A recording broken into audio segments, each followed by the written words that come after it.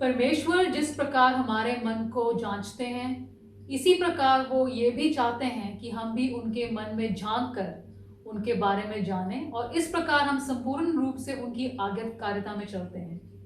परमेश्वर के मन में झांक कर ही तो हम उनके अनुरूप बन सकते हैं। फिर बिना उन्हें जाने हम उनसे सही मायने में प्यार भी कैसे कर सकते हैं। शुरू करते हैं परमेश्वर के वचन से। परमेश्वर का वचन हमने प्रेरितों की पुस्तक उसका 17वां अध्याय उसकी 24वीं आयत से आगे लिया है। यहाँ इस प्रकार लिखा है, जिस परमेश्वर ने पृथ्वी और उसकी सब वस्तुओं को बनाया, वह स्वर्ग और पृथ्वी का स्वामी होकर हाथ के बनाए हुए मंदिरों में नहीं रहता, ना किसी वस्तु की आवश्यकता के कारण मनुष्यों के हाथों की सेवा लेता है, क्योंकि वह स्वयं ही सबको जीवन और श्वास और सब कुछ देता है।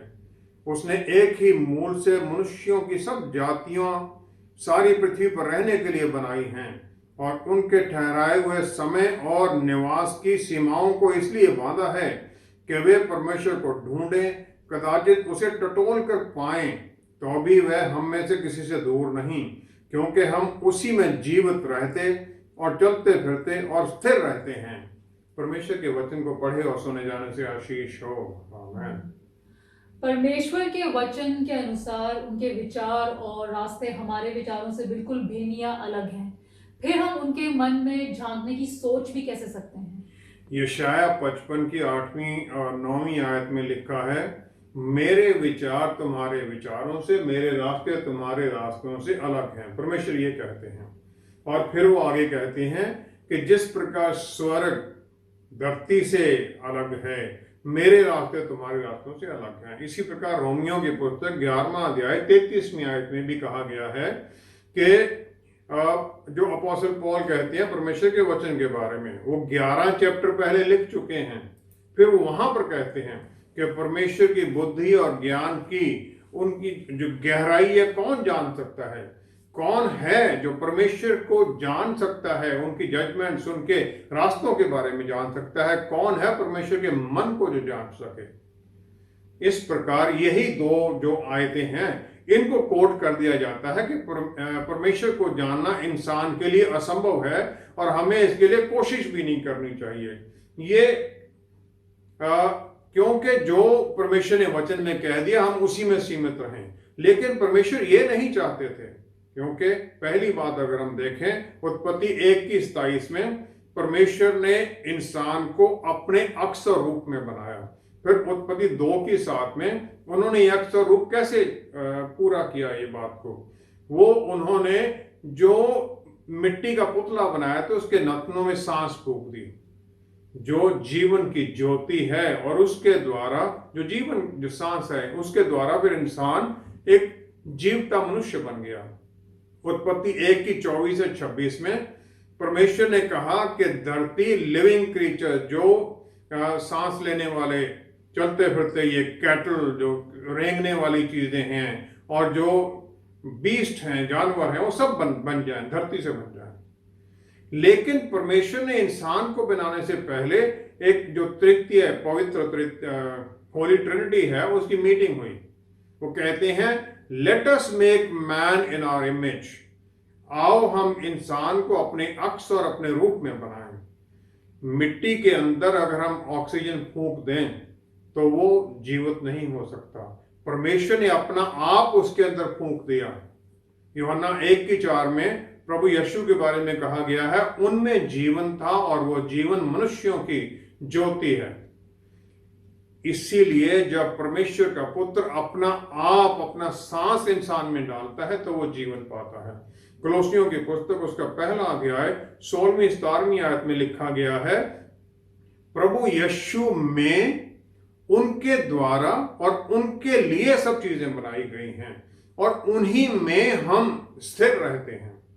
उनमें, उनके द्वारा, उनके लिए और उनमें ही हम स्थिर रहते हैं।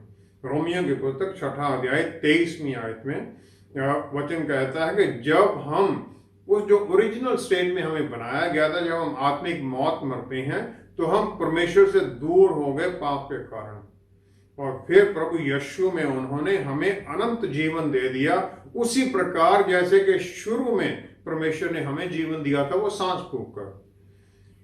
परमेश्वर इंसान बन गए ताकि हम उस रूप को पहचान सकें जिसमें हमें बनाया गया था, ताकि वो हमें दोबारा ज़ाहिर कर सकें, क्योंकि हम तो उस अनुरूप रहे ही नहीं, ताकि फिर उसको हम जाने और उसके अनुसार अपने आप को बदल सकें और उनकी इच्छाओं के अनुसार चलें और उनके साथ एक नजदीकी रिश्ते में आ जाएं।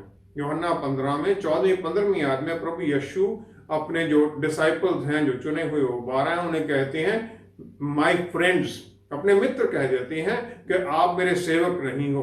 वो कहते हैं मैं मित्र तुम्हें कहता हूं कि जो मैंने अपने पिता से सुना है वो सब कुछ मैंने तुम्हें बता दिया है। परमेश्वर इंसान के साथ एक दोस्त का रिश्ता रखना चाहते हैं, और क्योंकि एक सही जो दोस्त है वही एक दूसरे के मन की बातों को जान सकता है। प्रकाशित वाक्य 3:20 में प्रभु यीशु जो 7 चर्चेस को मैसेज आता है, उसके आखिरी मैसेज में 3:20 में कहते हैं कि मैं खटखटाता हूं द्वार, जो कोई द्वार खोलेगा मैं उसके साथ भोजन करूंगा और वो मेरे साथ। जो अपने मन का द्वार खोलेगा उसके साथ वो आत्मिक भोजन करेंगे। अगर हम इसको मटेरियल फूड के बारे में भी मान लें कि ठीक है जी, जो हम खाना खाते हैं ये खाना खाने के लिए प्रभु यीशु आ रहे हैं, आत्मिक नहीं है, तब भी हम ये देखें कि जब हम खाना खाते हैं किसी के साथ तो खाने के ऊपर एक दूसरे को जानते हैं। परमेश्वर का पुत्र हमारे साथ अपने हर बात को शेयर करना चाहते हैं और हमारी बातों को वो समझना चाहते हैं, ताकि हम उनके सामने अपने मन को खोल दें। इसके ज्यादा परमेश्वर अपने मन को इंसान के ऊपर जाहिर करने के लिए क्या कर सकते हैं।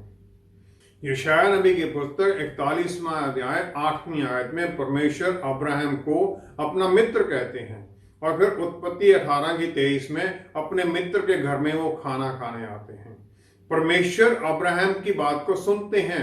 वो अब्राहम उन्हें कह देता है, क्या आप धर्मी जन को भी विकेट के साथ खत्म कर देंगे? परमेश्वर उनकी बात सुनते हैं, क्योंकि उन्होंने सदोम और गमोरा को खत्म करने का अपने मित्र से पहले ही बात की थी। पहला शमूएल 18वां अध्याय 12वीं आयत में राजा साउल दाऊद से डरता है क्योंकि परमेश्वर उसके साथ थे।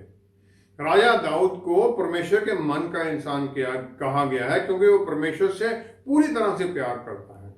दूसरा शमूएल 6:14 में जब आर्क ऑफ द लॉर्ड, जो वो मिलाप का तंबू लाया जा रहा है यरूशलेम में, तो राजा दाऊद नाचता है उसके परमेश्वर के सामने, और उसने एक लिनन एफोर्ड पहना हुआ है। वो इतना आनंदित है कि वो जो नॉर्म है, जो एक पहले की व्यवस्था है कि जो एफोर्ड है वो सिर्फ लेवी ही पहनेंगे, वो भी पहन लेता है उसकी आराधना में और नाचता है बिल्कुल बगैर किसी चिंता के। यहां तक कि मिकॉल जो सॉल की लड़की, जो उसकी पत्नी है, वो अपने मन में उसे अच्छा नहीं समझती है, despises him in her heart. परमेश्वर इस प्रकार के प्यार को चाहते हैं। यिर्मयाह नबी की पुस्तक 17वां अध्याय 10वीं आयत में परमेश्वर नबी से कह देते हैं कि मैं यहोवा परमेश्वर मनों को जानता हूं, आई टेस्ट द माइंड, ताकि मैं हर एक को उसके कामों के अनुसार फल दे सकूं। परमेश्वर इंसान से ये नहीं चाहते कुछ भी कराना जो वो खुद नहीं चाहते हैं। जो हमसे चाहते हैं वो खुद भी करने के लिए तैयार हैं। अगर वो कहते हैं मुझसे प्यार करो, तो वो उतना ही प्यार हमसे करना चाहते हैं। इसलिए जब हम परमेश्वर के सामने अपने मन को खोलने की कोशिश करते हैं, तो परमेश्वर 2 कदम और ज्यादा हमारी तरफ आते हैं और अपने आप को हमारे ऊपर पूर्ण रूप से जाहिर कर देते हैं। अगर परमेश्वर चाहते भी हैं, तब भी हम संसारिक जितने भी बुद्धि वाले लोग हैं उन पर परमेश्वर अपने आप को क्यों जाहिर करेंगे? व्यवस्था विवरण 6ठा अध्याय उसकी 4-5वीं आयत में अगर हम देखें तो वहां पर शिमा प्रेयर है, जो कि यहूदी लोग सवेरे शाम करते हैं। सुन इज़राइल, फिर वहां पर है परमेश्वर कहते हैं अपने परमेश्वर को पूरे मन से, पूरे प्राण से, पूरे बल से प्यार करना। हम किस प्रकार किसी से प्यार कर सकते जैसे हम जानते भी नहीं हैं पूरी तरह। भजन संहिता 19 की पहली आयत में राजा दाऊद कहते हैं आकाश परमेश्वर की महिमा का वर्णन कर रहा है और आकाश मंडल उसकी हस्तकला को प्रकट कर रहा है। नेचर परमेश्वर को जाहिर करती है। परमेश्वर का मकसद अपने बेटे को इस धरती पर भेजना सिर्फ हमें छुड़ाने के लिए ही नहीं था, बल्कि वो ये भी चाहते हैं कि हम उनको जाने, उनके बारे में जाने और उनके जैसे अनुरूप बनने के लिए फिर कोशिश में लग जाएं पवित्र आत्मा परमेश्वर की अगुवाई में। यूहन्ना 1:14 में लिखा है, वचन देहधारी हुआ और फिर वो हमारे बीच रहा और हमने उनकी महिमा देखी। महिमा जो परमेश्वर के इकलौते पुत्र की है, महिमा अनुग्रह और सच्चाई से भरी हुई। यूहन्ना 5:19 में प्रभु यीशु ये मानते हैं कि पुत्र कुछ भी अपने आप में नहीं कर सकता है, वो वही करता है जो पिता को करते हुए देखता है, क्योंकि जो पिता करते हैं वही पुत्र भी उसी प्रकार करता है। इस प्रकार हम देखते हैं प्रभु यीशु ने किस प्रकार अपना मन हमारे ऊपर खोल दिया, जाहिर किया। प्रभु यीशु का जो मन है वो परमेश्वर के मन को जाहिर करता है, और वो क्योंकि प्रभु यीशु संपूर्ण रूप से परमेश्वर हैं, संपूर्ण रूप से इंसान भी हैं। पहला है उनका मन दया से भरा हुआ है। मत्ती 14:14 में हम देखते हैं एक बड़ी भीड़ है और प्रभु यीशु उनकी तरफ दया से भर जाते हैं और जो उनके बीमार सबको चंगाई देते हैं। मार्को 7:24 में वो अपने चेलों को टायर और साइडोन ले जाते हैं ताकि उन्हें कुछ आराम दिया जा सके। लूका 7:13 में वो नाइन की विडो, उस विधवा को देखते हैं जिसका अकेला बेटा है जो मर गया है। उनका मन उसकी तरफ दया से भरकर जाता है और उस बेटे को वो जिंदा कर देते हैं। लूका 5:12-13 में प्रभु यीशु उस कोढ़ी को अपनी इच्छा जाहिर करते हैं, हाँ मैं तुम्हें चंगाई देना चाहता हूं, और फिर उस कोढ़ी को जो कि सेरेमोनियली अनक्लीन है, जिसे कोई छूना मना है, वो उसे छूते हैं, उसे चंगाई दे देते हैं। वो परमेश्वर का प्यार और न्याय, जो परमेश्वर के दो गुण हैं, उन दोनों को जाहिर करते हैं। परमेश्वर हमें अपने प्यार में ही रखना चाहते हैं, लेकिन हम उनके न्याय के एरिया में घुसते जाते हैं, उनकी आज्ञाकारिता से बाहर निकलकर। ये दोनों इंटर रिलेटेड हैं। नीति वचन 3:12 और इब्रानियों की पुस्तक 12:6 में ये लिखा गया है, परमेश्वर जिससे प्यार करते हैं, फिर जिस प्रकार एक पिता अपने पुत्र को करेक्ट करता है और प्रसन्न होकर वो भी उसी प्रकार करेक्ट करते हैं, हमें सच्चाई में लेके आते हैं। लूका 22:61 और 62 आयत में पतरस ने 3 बार प्रभु यीशु को जानने से इनकार कर दिया। प्रभु यीशु उसकी तरफ मुड़ते हैं, उसे देखते हैं, दोनों की नजर मिलती है और पतरस बाहर जाकर फूट फूट कर रोता है। प्रभु यीशु ने जो उसे देखा वो प्यार से और दया से भरा हुआ नजर थी, कॉन्डमनेशन की नहीं कि मैंने तुम्हें बोला था कि तुमने ये कर देना है। फिर 32वीं आयत में वो पहले ही कह देते हैं पतरस से कि शैतान ने तुम्हें मांगा है, लेकिन मैंने तुम्हारे लिए प्रार्थना कर दी है कि ताकि तुम्हारा विश्वास डगमगा ना जाए। वो चाहते हैं कि हम उनके साथ जुड़े रहें, अपना मन वो जाहिर करते हैं हमारे ऊपर। यूहन्ना 8:3-11 तक एक औरत है जिसे व्यभिचार में पकड़ लिया जाता है और वो प्रभु यीशु के सामने लाई जाती है ताकि उसे पत्थर मारकर मार दिया जाए। प्रभु यीशु जो लेके आए हैं उनकी इच्छा को जान लेते हैं, क्योंकि अकेला तो व्यभिचार नहीं कर सकता है, जो मर्द था उसको तो छोड़ दिया गया था। वो उन सबको जाहिर कर देते हैं कि तुम सबको एक मुक्तिदाता की जरूरत है, क्योंकि तुम सब पाप में डूबे हुए हो, और फिर उस औरत को भी क्षमा कर देते हैं। यूहन्ना 21:15-17 आयत तक वो साइमन पीटर पतरस से 3 बार पूछते हैं कि तुम मुझसे प्यार करते हो, और हर बार फिर उसे एक जिम्मेवारी दे देते हैं कि तुम भेड़ों को चराओ, उनकी देखभाल करो, उन्हें भोजन दो, आत्मिक भोजन, ताकि पतरस रसूल वो जो उन्होंने 3 बार इनकारी हुए थे उससे बाहर निकल सकें। योना नबी परमेश्वर की आज्ञा से बाहर होकर भाग जाते हैं। 4 अध्याय की 9वीं आयत में जब वो वापस निनवे जाते हैं तो परमेश्वर उसके लिए छाया के लिए एक बेल लगा देते हैं। अगले दिन वो बेल सूख जाती है और योना उसमें गुस्से में आ जाता है। तो प्रभु उससे कहते हैं, परमेश्वर क्या तुम्हारा इस पेड़ के लिए गुस्से होना अच्छा है, सही है क्या, जबकि मैंने उन लोगों को बचाने के लिए तुम्हें भेजा था। परमेश्वर का मन प्यार से भरा हुआ है और बार बार वो हमें मौका देते हैं कि हम तौबा कर सकें और वापस उनकी तरफ जा सकें।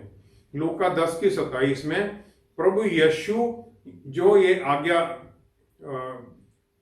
उधर ड्यूटरोनॉमी 6 में थी शिमा वाली आज्ञा, उसको कह देती हैं अपने परमेश्वर को पूरे मन से, पूरे प्राण से, पूरे बल से और विद ऑल योर माइंड। फिर वो कहते हैं ये सबसे बड़ी और पहली आज्ञा है। किसी को भी, किसी भी इंसान को इस फॉलन नेचर में परमेश्वर से इस तरह पूरी तरह प्यार करना इम्पॉसिबल है।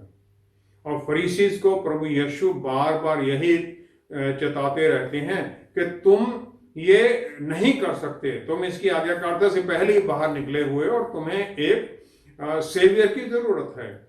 जो ग्रीक भाषा का शब्द ओल या होलोज यहाँ इस्तेमाल किया गया है, उसका मतलब है होल या संपूर्ण। और यह संपूर्णता है मन की, संपूर्णता है हार्ट, सोल एंड माइंड, पूरी तरह से। ये नहीं कि किसी कोने में कुछ और रखा हुआ है जो कि परमेश्वर की बराबरी में हमारे प्यार को शेयर कर रहा है।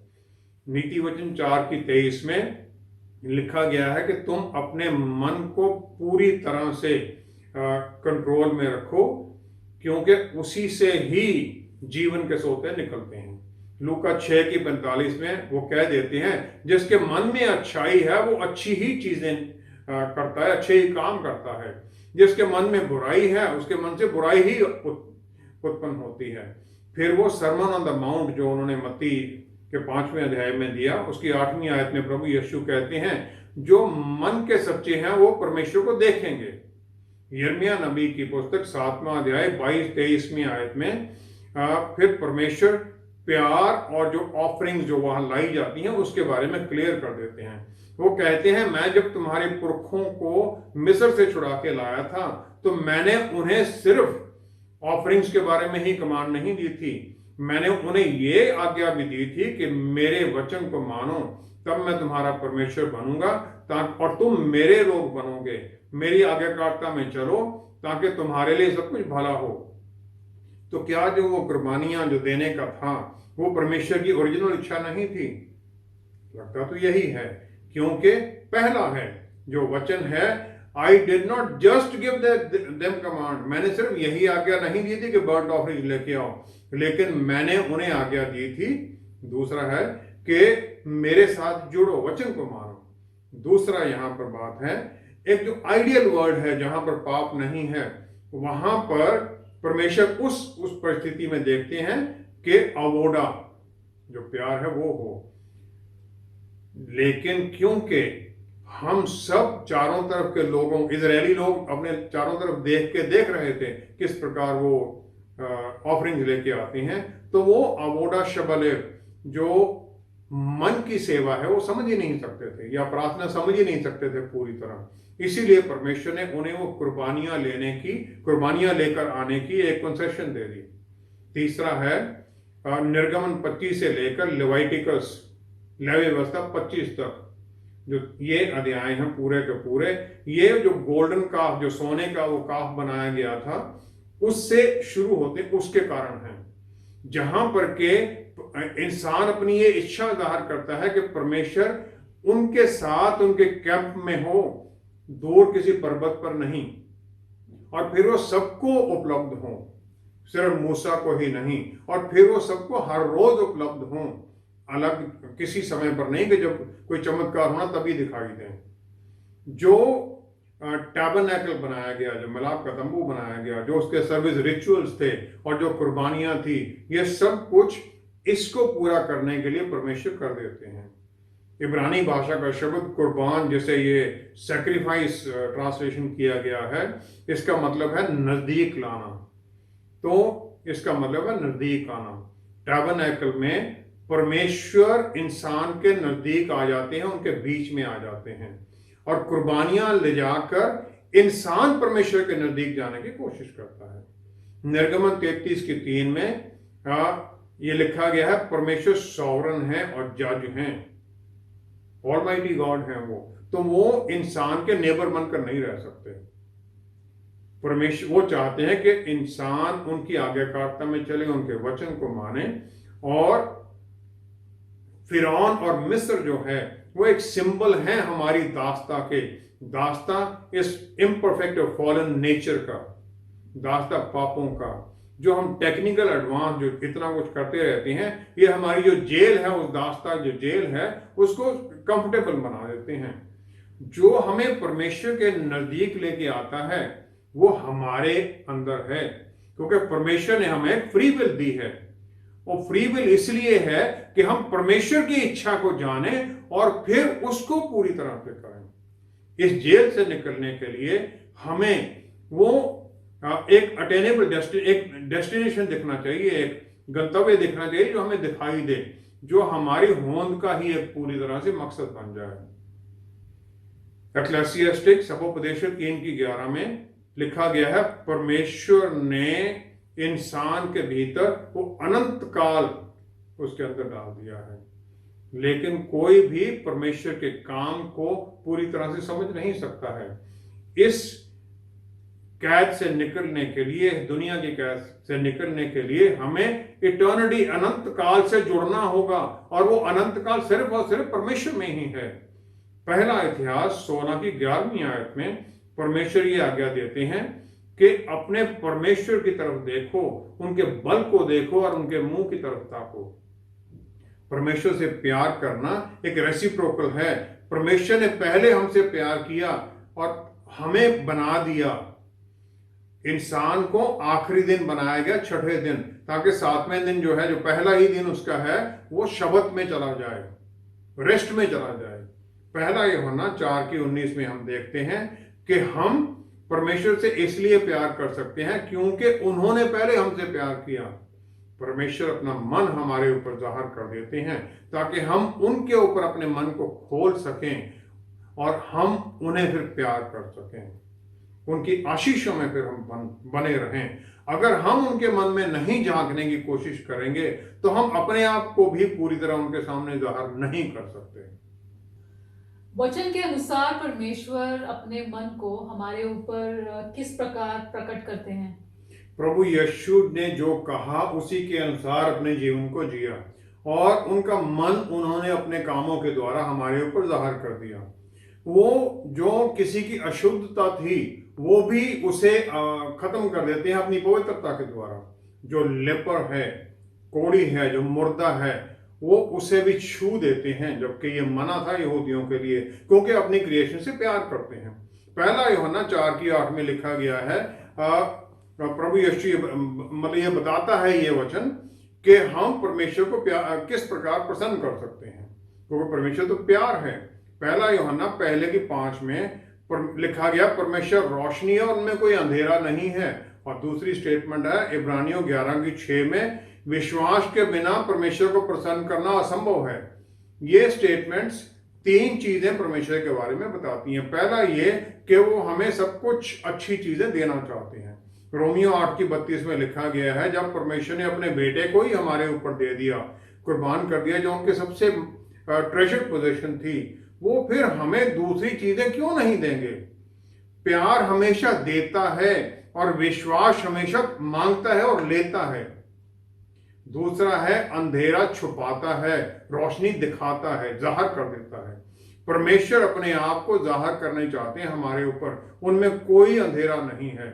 यूहन्ना 14:20 और 26 में प्रभु यीशु ये कहते हैं कि दोबारा जी उठने के बाद में, उठाए जाने के बाद में, उनकी महिमा के बाद में वो परमेश्वर के साथ होंगे और विश्वासी उनमें होंगे और वो हम में होंगे। और ये पवित्र आत्मा परमेश्वर वादा पूरा कर देते हैं। परमेश्वर हमारे सबसे नजदीक उस समय होते हैं जब हमें एक मुश्किल काम दिया जाना होता है। उत्पत्ति 28:12 से 18 में अगर हम देखें तो आइजैक से याकूब वो आशीष पाकर भागता है लबान अपने मामा की तरफ, क्योंकि एसाऊ से उसे डर है। और फिर रास्ते में वो एक जगह पर सो जाता है और वहां पर वो एक सीढ़ी देखता है जो धरती से स्वर्ग तक पहुंच रही है और स्वर्गदूत उस पर आ जा रहे हैं और ऊपर में परमेश्वर खड़े हैं। और इस परिस्थिति में जब वो जा रहा है, किसी को जानता नहीं, नई जगह में जा रहा है, याकूब को कंफर्ट की जरूरत थी। परमेश्वर अपने आप को जाहिर कर देते हैं उसके ऊपर। फिर अब्राहम और आइजैक से जो उन्होंने वादा किया था वही उसके ऊपर दोहरा देते हैं। उत्पत्ति 32 में 24 से 29 तक फिर जब वो वापस आता है, परमेश्वर फिर उससे मिलते हैं, उसे ह्यूमिलिटी सिखाना चाहते हैं, लेकिन याकूब जबरदस्ती उनसे एक आशीष लेना चाहता है। फिर उसे एक शारीरिक उसकी ये जांग का मसल तोड़ दिया जाता ताकि वो आगे झुक सके, हलीमी में आए। परमेश्वर का प्यार याकूब के जाते और आते वक्त दोनों समय जाहिर होता है। लूका 9 की 28 से 36 में अगर हम देखते हैं, प्रभु यीशु का रूपांतरण होता है और उससे पहले वो कुछ दिन पहले पूछते हैं चेलों से कि लोग मेरे बारे में क्या कहते हैं। फिर वो चेलों से कहते हैं तुम मेरे बारे में क्या सोचते हो। और फिर वो पतरस, यूहन्ना और याकूब को लेकर पहाड़ी पर जाते हैं और वहां पर उनका रूपांतरण हो जाता है। वो जानते हैं कि चेलों को बड़े मुश्किल समय से गुजरना पड़ेगा और इसलिए वो उनका विश्वास बढ़ाना चाहते हैं। जो ट्रांसफिगरेशन, रूपांतरण की जो ये घटना है, ये माना जाता है कि ये विश्वासियों को ये बताने के लिए है कि प्रभु यीशु में व्यवस्था और जो प्रॉफिट्स हैं वो सब कुछ पूरा हो जाता है। ये भी होता है, लेकिन जो वचन है उसमें मूसा और एलाइजा नबी उनसे बातें करते हुए दिखाई देते हैं। जाते हुए भी वो परमेश्वर के पुत्र की आराधना नहीं करते हैं। और जो बादल आता है जिसमें से ये आवाज आती है, ये मेरा प्यारा पुत्र है, इसकी सुनो, वो उनके जाने के बाद आता है। इसलिए ये उनका रूपांतरण मूसा और एलिया के लिए नहीं है, ये चेलों के लिए है ताकि वो उनके विश्वास उनको जाने, सही मायने में ये परमेश्वर का पुत्र हैं, और फिर उनका विश्वास बढ़े और उस विश्वास में फिर वो आगे बढ़े। कादेश में मूसा इजरायलियों की बातों से प्रेशर में आ जाता है और वो कहता है कि क्या ये जरूरी है कि हम तुम्हारे लिए पानी लाएं, और फिर वो चट्टान को 2 बार डंडा मार देता है, परमेश्वर की आज्ञाकारिता से बाहर निकल जाता है। इसी तरह एलिया नबी जेजबेल रानी से डरकर भाग जाते हैं। उससे पहले उन्होंने परमेश्वर की शक्ति को देखा था जब ऊपर से आग उतरती है। प्रभु यीशु जानते हैं कि जो चेले हैं उन्होंने इसी प्रकार दुविधा वाली परिस्थितियों में जाना है, और मेरा मानना यह है कि मूसा और एलिया को इसीलिए बुलाया गया था वहां पर, ताकि उनको दिखाया जा सके और फिर उनको उनकी बातों को याद कर लें चेले। परमेश्वर को जानना उनसे नजदीकी दोस्ती बनाना नहीं है, लेकिन उनको जानना उनकी आराधना करने के लिए है। प्रभु यीशु के साथ चेले तकरीबन 3-3.5 साल तक बिल्कुल नजदीक रहे, एक ही कमरे में तकरीबन, लेकिन फिर भी वो उनकी हजूरी में हमेशा एक और था। पहला कुरिन्थियों 11 की पहली ही आयत में पौलुस रसूल कहते हैं कि जैसे मैं हूं मेरे तरह करो, जैसे मैं प्रभु यीशु की तरह करता हूं। फिर वो पहला थिस्सलुनीकियों उसकी 2 अध्याय 8वीं आयत में कहते हैं पॉल, साइलस और तिमोथी कि हम प्रभु यीशु को इमिटेट करते हैं, क्योंकि हम तुम्हारे साथ सिर्फ वचन ही नहीं अपने जीवन को भी बांटते हैं।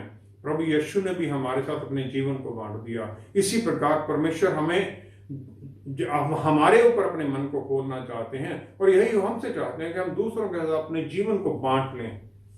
आइए हम प्रार्थना करें। पिता परमेश्वर, धन्यवाद है आपने हमें आशीष दी कि हम आपको जाने, वचन के द्वारा, कामों के द्वारा, और पवित्र आत्मा परमेश्वर फिर हमें सिखाते हैं सब कुछ। आशीष दीजिए कि हम अपने मन को आपके सामने पूरी तरह से खोल सकें, और फिर परमेश्वर हम आपके मन में झांक सकें, जान सकें वो दर्द जो हमारी गलतियों के कारण आप सहते हैं, और फिर हम आत्मा के द्वारा सही रास्ते पर चलने वाले बने। पिता परमेश्वर, सारा आदर आपको देते हैं। सब कुछ आपके प्यारे बेटे प्रभु यीशु के पवित्र नाम में मांगते हैं। आमेन, आमेन, आमेन। हम सब प्रभु यीशु में नया जीवन पाकर पवित्र आत्मा की अगुवाई में इसलिए आते हैं कि हम परमेश्वर के मन में झांक कर उनकी इच्छाओं और भावनाओं को समझ सकें, ताकि हम ना सिर्फ सही मायने में आज्ञाकारी हो जाएं, बल्कि उनकी आराधना भी पूरे मन से कर सकें। हमारे साथ एक बार फिर जुड़ने के लिए आपका बहुत बहुत धन्यवाद। अगले हफ्ते आपसे फिर मुलाकात होगी। Stay blessed, stay safe, shalom.